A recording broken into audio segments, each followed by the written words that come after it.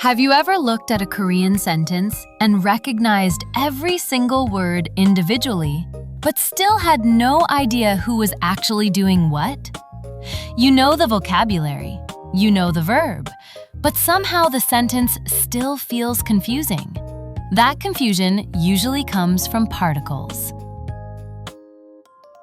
Most Korean beginners focus heavily on memorizing vocabulary first, but particles are what actually organize Korean sentences. They tell you what the sentence is about, who is doing something, what exists, and what the speaker wants you to focus on. In English, we often rely on word order or prepositions like to, at, and from. English: I eat bread. Broken English: I bread eat. In English, changing word order can completely change clarity, but Korean works differently. Korean attaches small grammar markers directly to nouns with no spaces to show exactly what role that word plays in the sentence. For example, 저는 학생이에요. As for me, I'm a student. 비가 와요. Rain is falling. These tiny particles completely change how Korean sentences function. And once you understand them, Korean starts feeling much more logical instead of random. In this lesson, we'll focus on 4 extremely important beginner particles. 는, which are topic markers. 이, 가, which are subject markers. And before we learn those, we also need to understand one core pronunciation and grammar rule called Batchim, final consonant sounds. Because Korean grammar changes depending on whether a word ends with a vowel sound or a consonant sound. Once you understand these patterns, you'll start recognizing Korean sentence structure much more easily in conversations, K-dramas, songs, and real-life speech. So, are you ready? Let's start with the most important foundation behind Korean particles, Batchim. Now, before we actually learn these particles, there's one extremely important pattern you need to understand first. Because Korean particles do not attach randomly. Their forms change depending on how a word ends. And that brings us to one of the most important beginner concepts in Korean pronunciation and grammar, Batchim. Batchim. Batchim refers to the final consonant sound at the bottom of a Korean syllable block.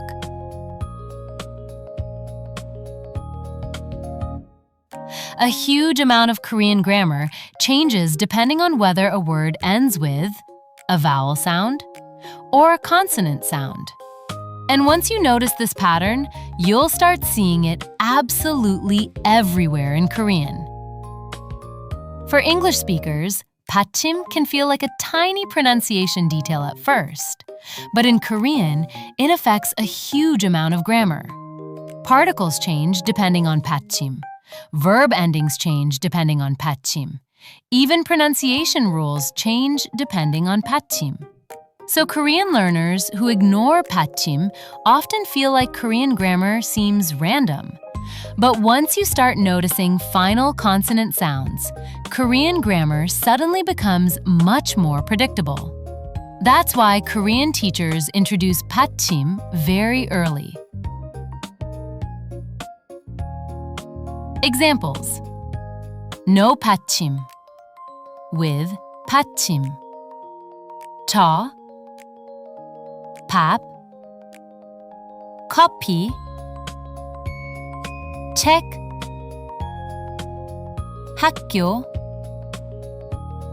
오늘, 누나, 집, 친구, 문.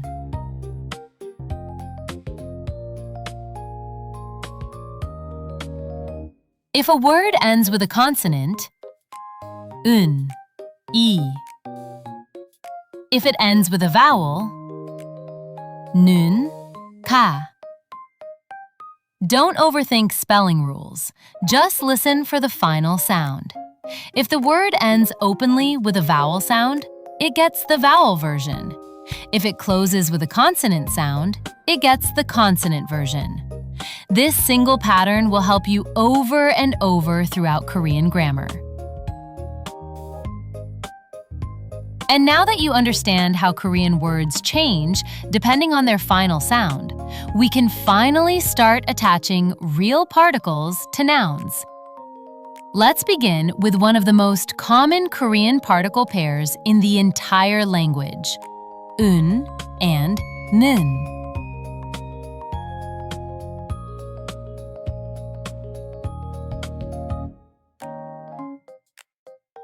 Un and 는 are called topic markers. A useful beginner way to feel these particles is as for or speaking about. This pair introduces the topic of the sentence. In after consonant, 는 after vowel. One important thing to understand is that Korean topics are not always the same thing as English grammar subjects. In English, sentences usually focus heavily on who performs the action. But Korean often focuses first on the overall situation or context. That's why in and 는 often feel broader, softer, or more flexible. English sentences are often built around a subject. Korean sentences are often built around a topic. When Koreans use in, 는, they're frequently establishing the context first and then making a comment about that context. For example, 오늘은 추워요 feels less like today performs the action of being cold and more like, as for today, it's cold. This topic first, comment second pattern appears throughout Korean. Topic, the scene. 오늘은, as for today. Comment, the action. 추워요, it's cold. This way of organizing information is very common in Korean conversations.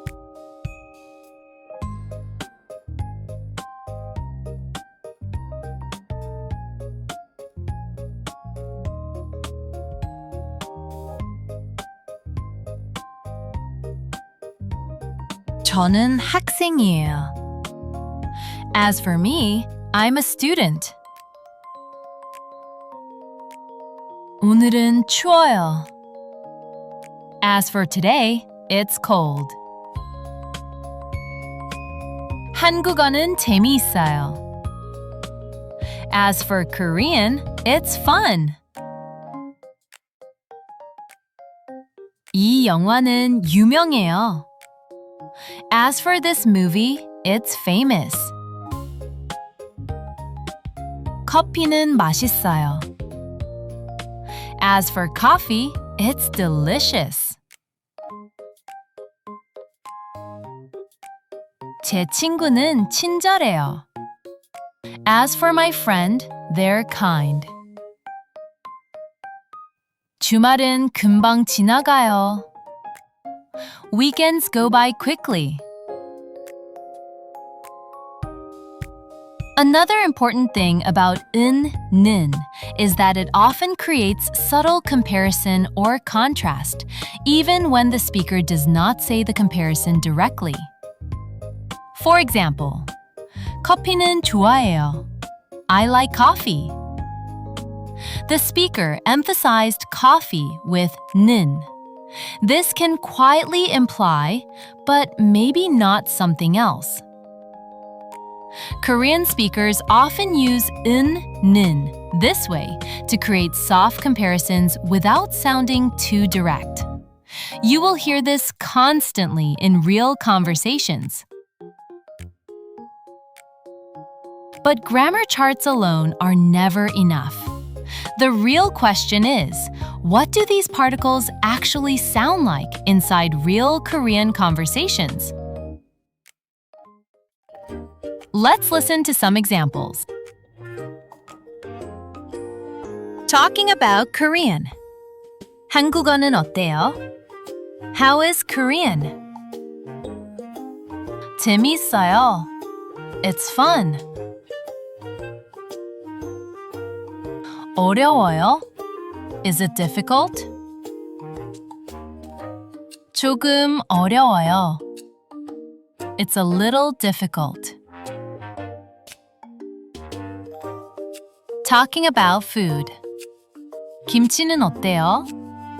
How is kimchi? 맛있어요. It's delicious. 매워요? Is it spicy? 네, 조금 매워요. Yes, it's a little spicy. Contrast, feeling. 커피는 좋아해요. As for coffee, I like it. 하지만 차는 안 좋아해요. But as for tea, I don't like it.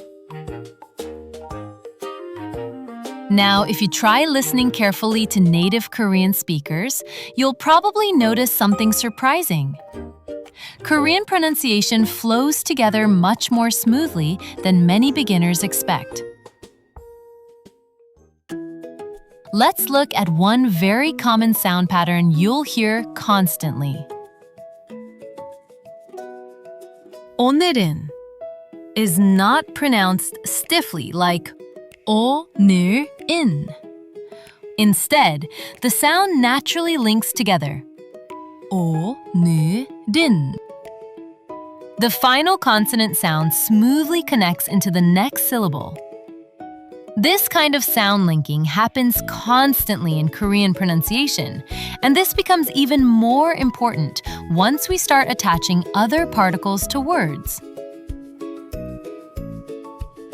For example, later you'll hear combinations like 태기, which does not sound stiffly like 태기. Instead, Korean pronunciation naturally flows more like 태기. As your ears get more used to Korean pronunciation, these sound connections will start feeling much more natural. But before we officially learn that next particle pair, let's quickly check your understanding first. Let's do a quick review. Which one sounds correct? 저 학생이에요. Is it 는 or 은?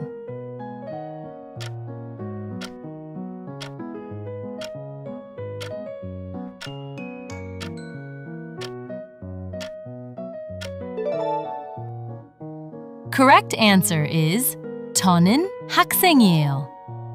Because 저 ends with a vowel sound. Here's one more. 책 있어요.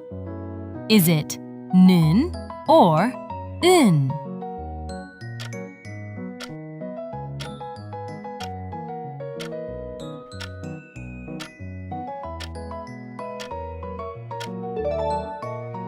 Correct answer is 책은 있어요.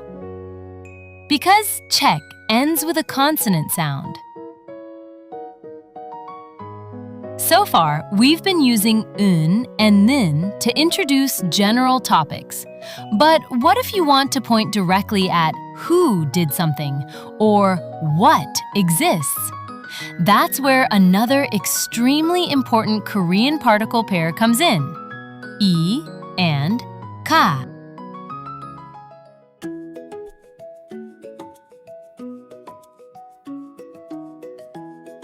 이 and 가 are called subject markers. This pair acts almost like a spotlight. It points more directly at who is doing something, what exists, or which specific thing we are focusing on. E after consonant, ka after vowel. While un and 는 often introduce a broader topic, E and ka feel more focused and specific. Korean speakers often use E, ka when introducing new information, identifying something specific, answering who or what, noticing something, or pointing attention towards something important. Another common pattern is un, 는 often talks about information already understood in the conversation, while E, ka often introduces new or identifying information. For example, 누가 왔어요? Who came? 친구가 왔어요. A friend came. The friend is new information being introduced. That's one reason ka sounds natural here. So instead of thinking E, ka equals subject, it is often more helpful for beginners to think, this is what the speaker wants me to notice.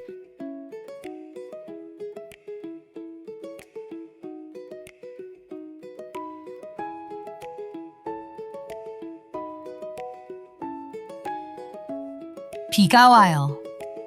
Rain is falling. 고양이가 귀여워요. The cat is cute. 친구가 왔어요. A friend came. 책이 있어요. There is a book. 학생이 많아요. There are many students. 강아지가 똑똑해요. The puppy is smart. 음악이 좋아요. The music is good. Just like before, the fastest way to understand this feeling is by hearing it inside actual conversations. Pay attention to how E, ka helps focus attention on specific people or things. Let's hear more conversation examples. Who came? 누가 왔어요? Who came? 친구가 왔어요. A friend came. Here, ka highlights who came. What exists? 냉장고에 뭐가 있어요? What's in the refrigerator? 물이 있어요. There's water. 김치도 있어요. There's kimchi too. Pointing something out. 와, 고양이가 귀여워요. Wow, the cat is cute. 맞아요. Right. Now here comes the grammar point that confuses almost every Korean beginner at first. If un, 는, and 이가 can both attach to nouns, what's actually different about them? Let's build a simple beginner foundation together. 은는 versus 이가. A helpful beginner shortcut is this. 은는 often feels like speaking generally about, while 이가 often feels like this is the thing, person. For example, 저는 학생이에요. Speaking generally about me, I'm a student. 제가 학생이에요. I'm the student, not somebody else. So the second sentence feels much more focused and specific. This difference becomes especially important when correcting information, answering questions, emphasizing identity, or pointing something out. Here's another example. 고양이는 귀여워요. As for cats, the cat, they're cute. 고양이가 귀여워요. The cat is cute.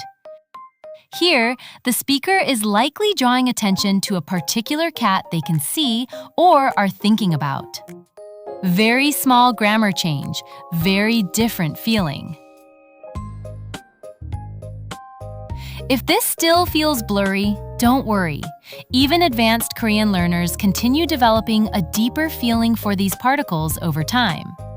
The important thing right now is simply recognizing the overall pattern. Before we wrap up, there's one common Korean sound change you should learn right away. Because native speakers rarely pronounce certain combinations the full textbook way. 저, 가, 제가, 나, 가, 내가. Notice something strange? 저, 가 did not become 저가. Instead, it changed into 제가. Similarly, 나, 가 becomes 내가. These are extremely common Korean sound changes that help pronunciation flow more naturally. And once you start listening to native Korean conversations, you'll hear these forms constantly. And finally, let's talk about something that surprises almost every Korean learner once they start watching K-dramas or listening to real conversations. Native speakers often drop particles completely. And yes, that's normal. Before we finish, here's something important to know. When you learn Korean from textbooks, you'll usually see particles written out clearly because they help you understand sentence structure. For example, textbooks often teach 저는 학생이에요. I am a student. But in everyday conversation, you may also hear 저 학생이에요. I am a student. The meaning is exactly the same. The omitted particle is usually understood from context. Korean speakers frequently leave out particles when the meaning is already clear. You'll hear this all the time in conversations, TV shows, and K-dramas. But don't worry about dropping particles yet. First, learn how they work. As you listen to more Korean, you'll gradually develop a feel for when native speakers keep particles and when they leave them out. And sometimes, Korean removes the subject entirely if it already feels obvious from context. For example, 커피 마셔요. Drinking coffee, or I'm drinking coffee. The speaker, I, is simply understood automatically. In everyday Korean conversations, speakers often remove information that already feels obvious from context. That includes particles. Korean conversation often prioritizes efficiency and shared understanding over perfectly complete sentences. So once the topic is already understood, repeating particles in every sentence can sound overly stiff or repetitive. That's why native Korean conversations often sound much shorter and more context-dependent than textbook Korean. For now, it is much better to learn the full versions first. Once you clearly understand what particles do, then dropping them will start feeling natural too. And now you can start seeing how Korean sentences are organized and how particles help shape meaning. Today, you learned Batchim, 는 for topics, 가 for subjects in focus. And most importantly, you started learning how Korean organizes information differently from English. In part 2, we'll learn 드, versus 에서, 도, and how to build full Korean sentences naturally. So take a quick break, review the examples out loud, and I'll see you in part 2. If you enjoyed today's lesson, don't forget to like and subscribe. And come hang out in Korean again soon.